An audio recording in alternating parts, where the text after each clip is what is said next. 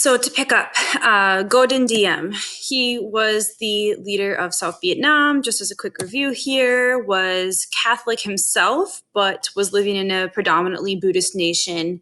And as we just mentioned in part one there, that he would see various demonstrations, such as what you see in this photo here, monks in particularly blazing themselves to gain attention in protest against this leader who was known to be pretty harsh and discriminatory.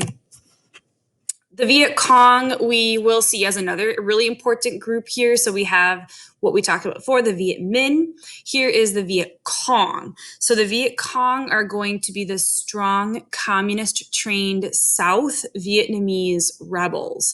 So this in particular, they are South Vietnamese, and a lot of times they are going to be civilians and not necessarily government officials because they are a rebel group. So the strong communists who are going to support Ho Chi Minh, they are trained, but they look like civilians, and so they're really sneaky, and you'll hear them be called guerrilla soldiers.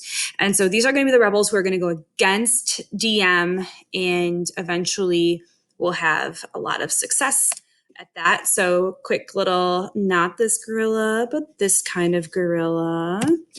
So they are Viet Cong soldiers who blend in as civilians, oftentimes using military tactics. They're very mobile. So they're going to be able to go from north to south in through various trails of the Ho Chi Minh Trail.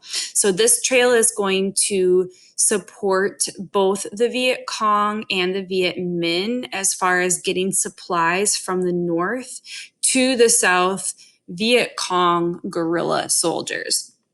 So they're going to be able to get supplies and money and the things that they need through the Ho Chi Minh Trail, which if you think back to this map here, you can see the trail where it leads through the north, going into Laos, into Cambodia, and then into South Vietnam to give those supplies and the money and those various items to the Viet Cong. So a couple pictures there. One thing to point out, this isn't the best photograph, but from an aerial view, the enemy, which is us, the United States, is going to have a really hard time actually seeing the Ho Chi Minh Trail. So that was part of their tactic, was we didn't know where they were, how they were traveling, how they got from here to there. And so the Ho Chi Minh Trail was a really important tactic on the for the Viet Cong and the North Vietnamese at the time.